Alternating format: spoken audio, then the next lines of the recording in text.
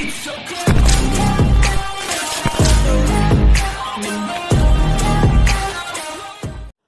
बच्चों, maths master classes में आप सभी का स्वागत है। मेरा नाम परवीन कुमार आर्य है। आज हम देखेंगे क्लास 10th का जो टॉपिक चल रहा है हमारा सम एप्लीकेशन ऑफ ट्रिग्नोमेट्री, उसकी एक्सरसाइज 9.1 का क्वेश्चन नंबर 15। इससे पहले हम 14 क्वेश्चन कंप्लीट कर चुके हैं। अगर आपने वो वीडियोस नहीं देखी है तो उनका लिंक डिस्क्रिप्शन बॉक्स में मिल जाएगा, या फिर आप प्ले लिस्ट में से जाके देख सकते हो। प्ले लिस्ट बनाई हुई है इस चैप्टर के नाम से, ठीक है। अब क्वेश्चन नंबर 15 बोलता है straight highway leads to the foot of a tower, यानी कि एक हाईवे है जो टावर की तरफ जा रहा है।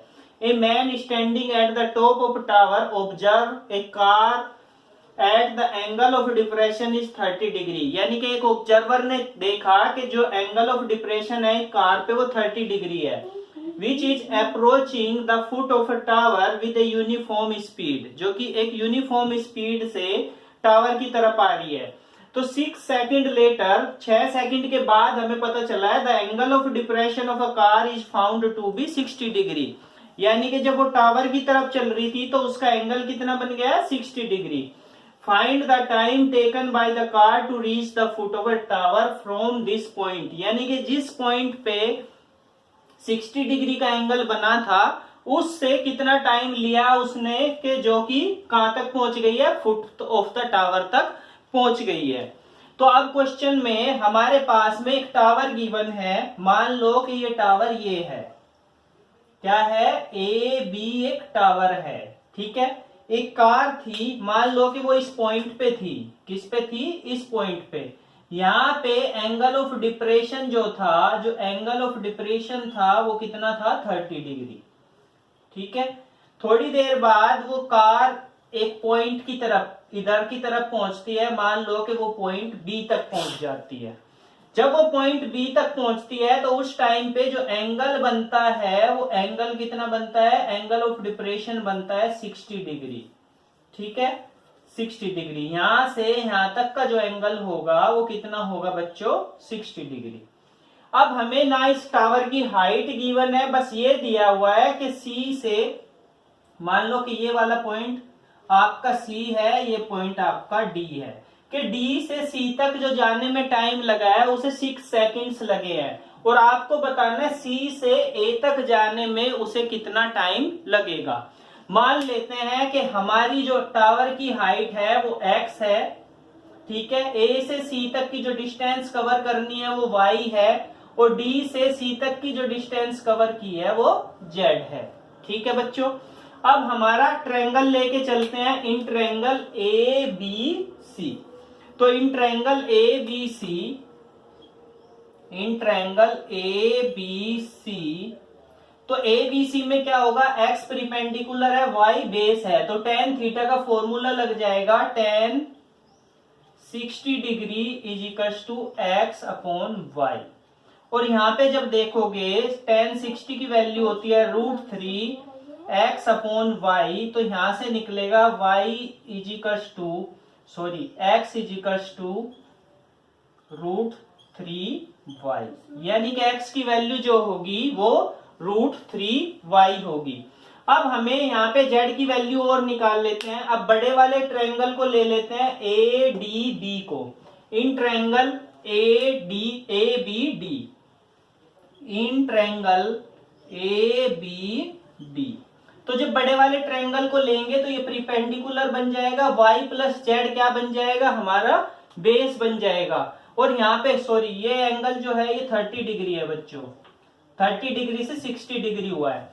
तो यहाँ पे फॉर्मूला क्या लग जाएगा, tan 30 degree is equals to x upon y plus z, ठीक है।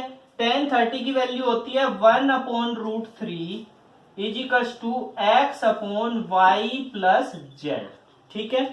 अब यहाँ पे वैल्यू क्रॉस मल्टीप्लाई करोगे तो y plus z is equals to कितना होगा, √3x, ठीक है। यहाँ पे हम x की वैल्यू पुट कर सकते हैं इस इक्वेशन से, √3y। तो जब हम √3y पुट करेंगे तो y plus z is equals to √3 into में √3y, तो ये 3y बन जाएगा यहाँ पे।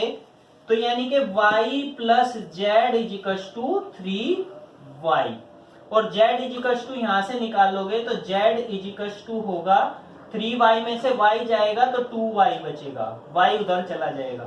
तो हमें पता क्या चला है कि जो z डिस्टेंस है ना, क्या है, जो z डिस्टेंस है वो y का 2 टाइम्स है, यानी कि y को 2y टाइम्स किया और z की डिस्टेंस हमें मिल जाती है। अब z तक कितनी डिस्टेंस चला है वो, z को यानी कि z तक का मतलब क्या हो गया 2y डिस्टेंस के लिए उसे 6 सेकंड लगी, तो यानी कि 2y डिस्टेंस के लिए उसे 6 सेकंड लगी, तो y डिस्टेंस के लिए उसे कितनी सेकंड लगेगी 6/2 यानी कि 3 सेकंड। तो इस डिस्टेंस को जो C से A तक की डिस्टेंस कवर करनी है बच्चों, उसे कितना टाइम लगेगा 3 सेकंड, 3 सेकंड। बच्चों अब देखते हैं अपना नेक्स्ट क्वेश्चन। क्वेश्चन नंबर 16 है the angle of elevation of the top of a tower from 2 point at a distance of 4 meter and 9 meter from the base of the tower and is the same straight line with it are complementary. ठीक है, prove the height of a tower is 6 meter. तो हमें prove करना है कि height, यानी कि उसने क्वेश्चन में क्या बोला है कि एक टावर है आपके पास, मान लो कि A और B एक टावर है, ठीक है, यहां से 4 मीटर की दूरी पर, और दूसरा एक पॉइंट और है, वो कितने मीटर की दूरी पर है टोटल, यहां से 9 मीटर की दूरी पर। ठीक है, यानी कि ये पॉइंट A से B, A, C और D लिया, ये 4 मीटर है और यहां से यहां तक जो है वो 9 मीटर है। ठीक है, जो एंगल ऑफ एलिवेशन बनता है, क्या बनता है, एंगल ऑफ एलिवेशन बनता है वो कॉम्प्लीमेंट्री बनता है। कॉम्प्लीमेंट्री कौन से एंगल्स होते हैं, कॉम्प्लीमेंट्री वो एंगल होते हैं जिनका सम 90 डिग्री होता है, जिन दो एंगल्स का सम 90 डिग्री होगा। मान लो कि एक 25 डिग्री गिवन है तो दूसरा 65 डिग्री होगा, क्योंकि दोनों का सम कितना है 90 डिग्री।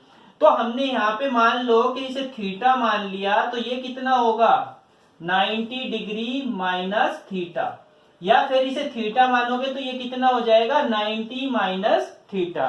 किसी को भी आप मान सकते हो, इसे मान लो या फिर इसे मान लो। ठीक है, अब हमें जो टावर की हाइट है यानी कि A और B की जो लेंथ प्रूफ करनी है वो कितनी करनी है 6 मीटर। तो हम मान लेते हैं कि ये x है, A से B की जो टावर की हाइट है वो x है। तो फिर से हम अपना ट्रायंगल वाला फॉर्मूला tan थीटा वाला यूज करेंगे।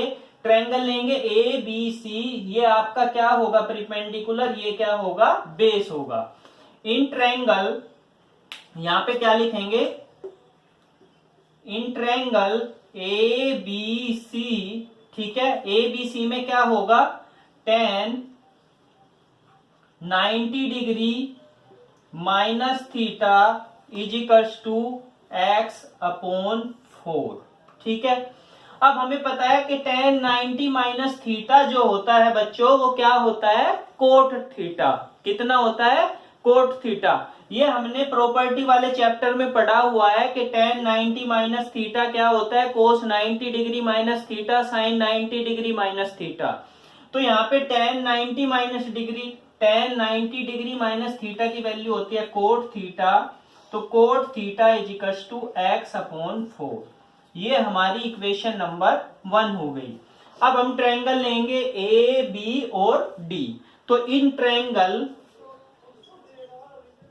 ABD, तो यहाँ पे आपका क्या बन जाएगा बेस। ठीक है, आपका AB टावर क्या हो गया x, यानी कि ये क्या हो गया परपेंडिकुलर, और टोटल क्या हो गया A से D तक आपका बेस हो गया।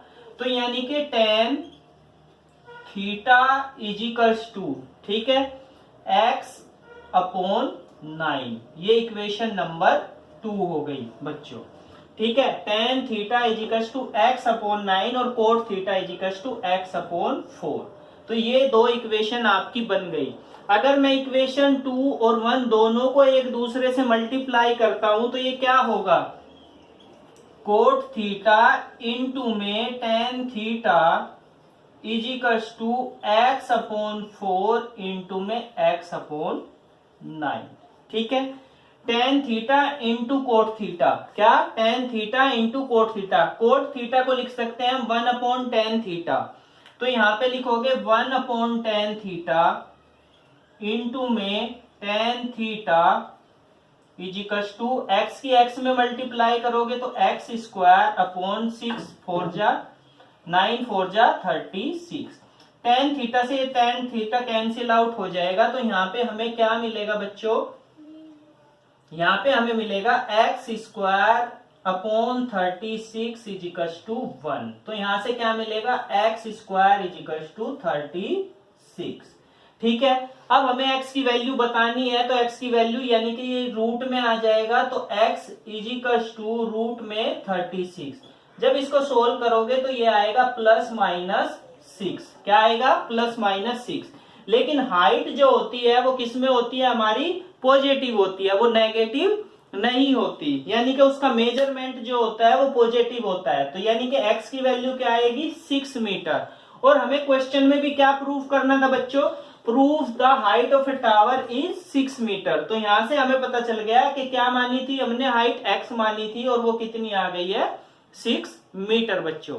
तो हमारा आंसर ये प्रूफ हो जाता है। बच्चों आज की क्लास में इतना ही, और ये चैप्टर हमने कंप्लीट कर लिया है, सम एप्लीकेशन ऑफ ट्रिग्नोमेट्री। ठीक है बच्चों, आप इन वीडियोज को देखना। अगर ये वीडियो पसंद आ रही है तो वीडियो को लाइक करना, शेयर करना। अगर हमारे चैनल पे पहली बार आए हो तो चैनल को सब्सक्राइब जरूर करना। धन्यवाद बच्चों।